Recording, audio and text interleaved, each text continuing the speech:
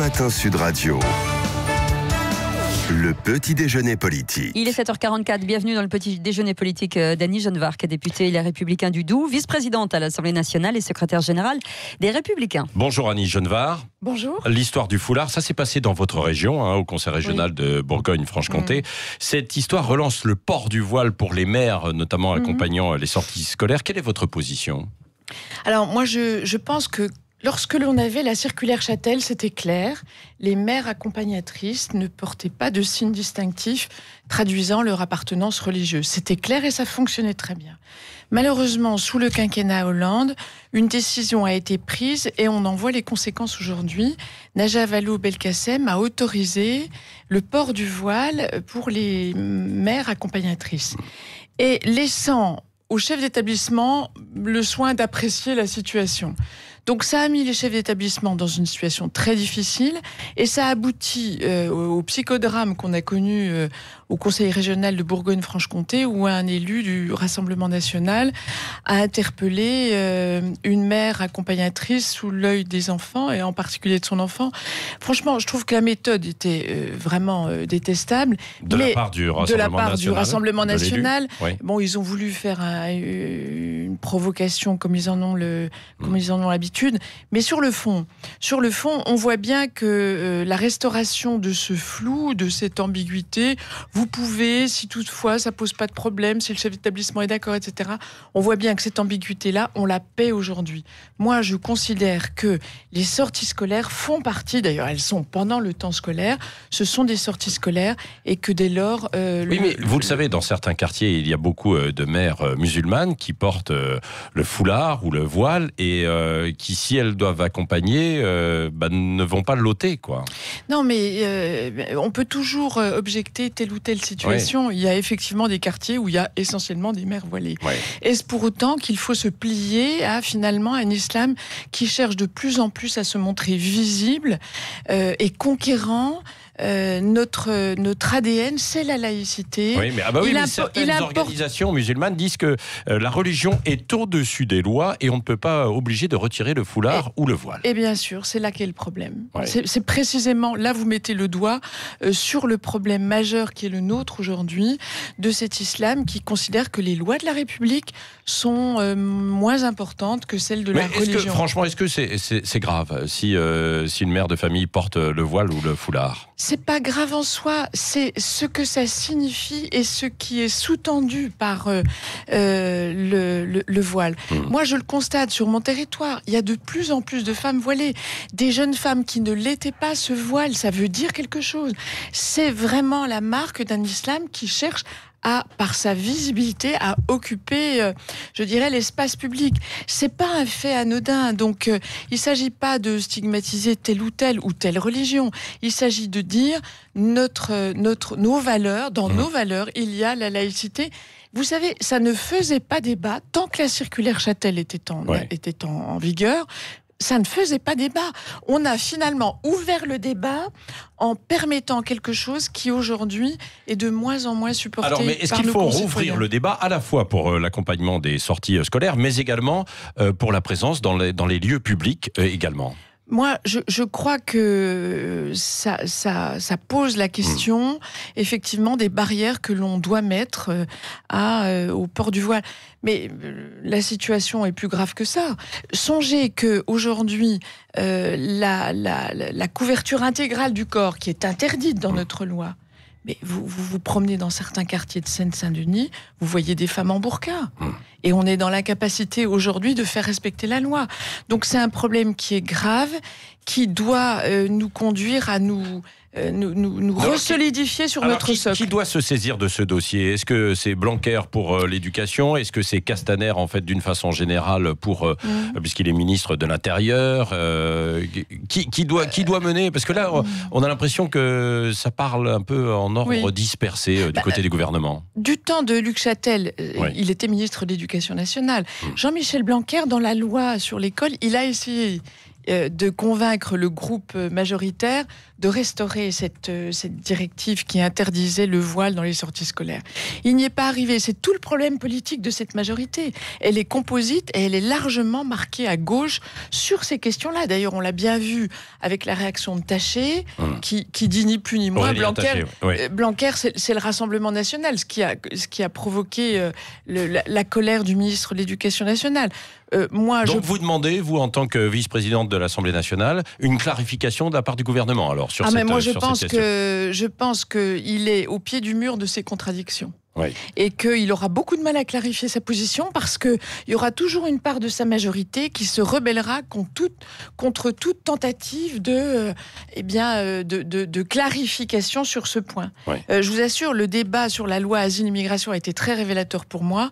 Il y a une grande partie de la majorité qui est tout à fait à gauche, c'est-à-dire l'immigration, pas de problème, le droit d'asile, pas de problème, le voile à l'école, pas de problème, voilà, qui nie une réalité qui aujourd'hui pose de plus en plus de problèmes en termes de cohésion nationale, et les Français le sentent bien.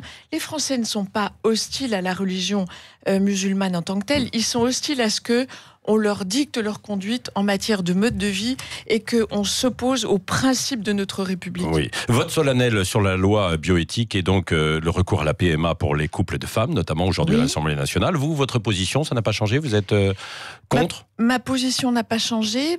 D'abord, sur la PMA, je considère que l'éviction du père est un sujet. D'ailleurs, la garde... Mais vous avez vu quand même, ça progresse du côté de la société où on est de plus en plus favorable à cette PMA. Oui. Alors, ça dépend comment on pose la question en français. Quand on leur dit « est-ce que vous êtes d'accord pour l'égalité des couples ?» Les Français ont une passion pour l'égalité.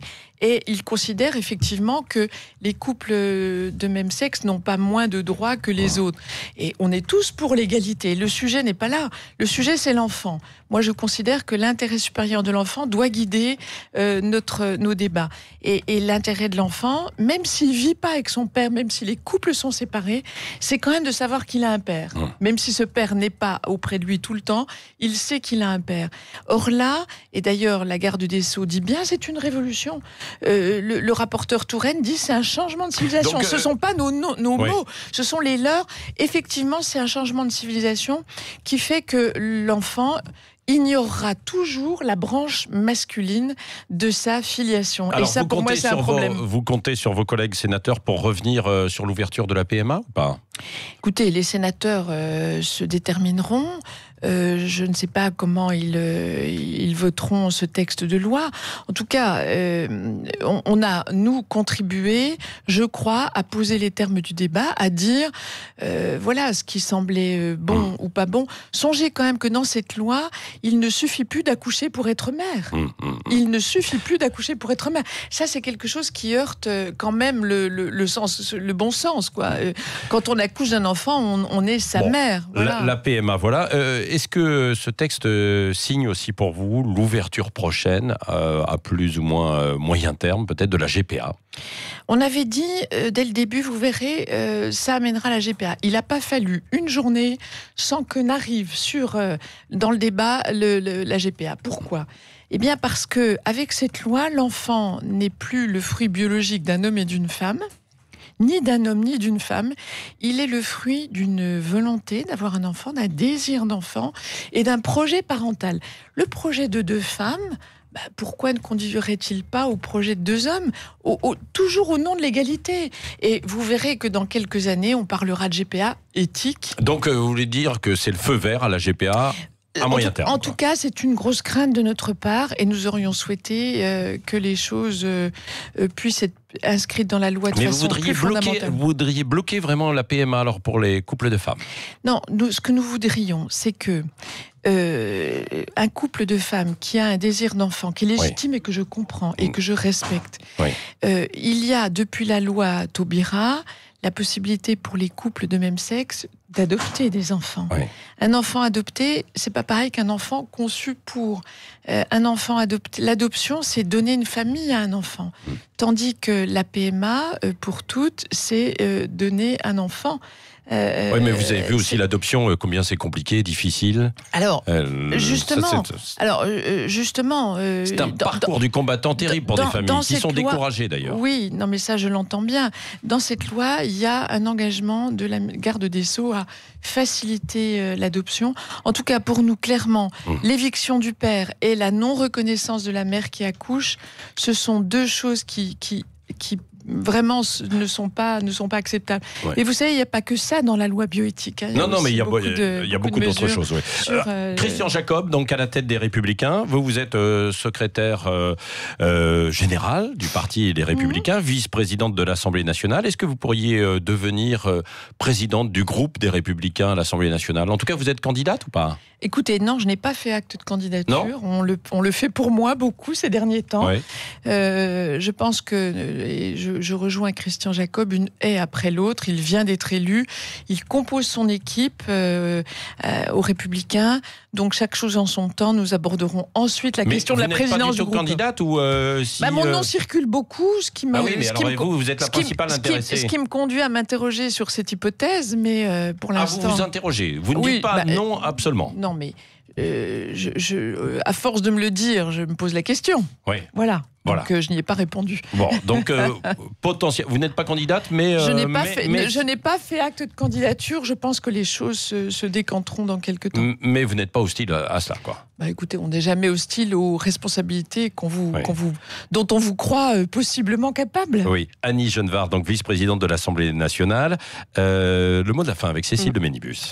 On loue beaucoup de qualités à Christian Jacob. On dit qu'il est loyal, affable, cordial, bosseur, monsieur tout le monde qui a réussi malgré le fait qu'il n'ait pas de son bac.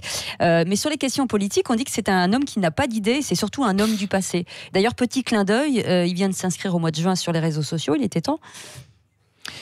Bon, alors, il a exercé des responsabilités dans le passé, c'est utile. Moi, je pense que c'est une des raisons pour lesquelles je l'ai soutenu d'emblée. C'est que dans la période un peu douloureuse que nous vivons au parti, après le départ de Laurent Wauquiez, il nous faut, quand le bateau tangue, il faut le capitaine qui a le plus d'heures de conduite du bateau. Et je considère que l'expérience est extrêmement utile dans cette période. C'est un homme de consensus et qui cherche effectivement le dialogue. Mais ne vous y trompez pas.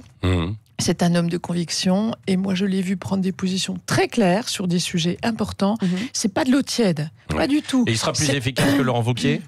Ah, c'est pas une question d'être plus efficace. Ah bah si, parce que là, quand même, vous étiez à la dérive. Pardon, les Républicains. Donc bon, non. Écoutez, moi, je considère que les commentateurs politiques sont excessivement sévères avec nous. Quel est le parti qui aujourd'hui... vous avez gagné beaucoup d'élections. Non, mais je veux dire par là que quel est le parti qui aujourd'hui peut mobiliser presque 65 000 adhérents à jour de cotisation pour élire son président dans un exercice démocratique qui s'est parfaitement déroulé, avec des candidats qui ont été très respectueux les uns des autres, qui, sur beaucoup de sujets, arrivent à développer des idées, je dirais, cohérentes et des perspectives. Il n'y a pas un sujet sur lequel les Républicains n'ont pas fait des propositions précises. J'estime, nous sommes à la tête de nombreuses collectivités locales, territoriales. Nous avons la majorité au Sénat, nous sommes le premier groupe d'opposition à l'Assemblée. Tout ça semble passer par pertes et profits quand on parle des Républicains. Donc je tiens à rétablir la réalité. C'est le meilleur. Merci Annie Genevard. Dans la situation que nous vivons, oui. Députée des Républicains du Doubs et vice-présidente de l'Assemblée nationale, était l'invitée ce matin de Sud Radio. Restez avec nous, dans quelques instants on reviendra sur les 1 an jour après jour des inondations meurtrières dans l'Aude, à Trèbes exactement. Il est 7h58, c'est le Grand Matin Sud Radio. 5h-10h, le Grand Matin Sud Radio. Un an ? Quoi ? Un an,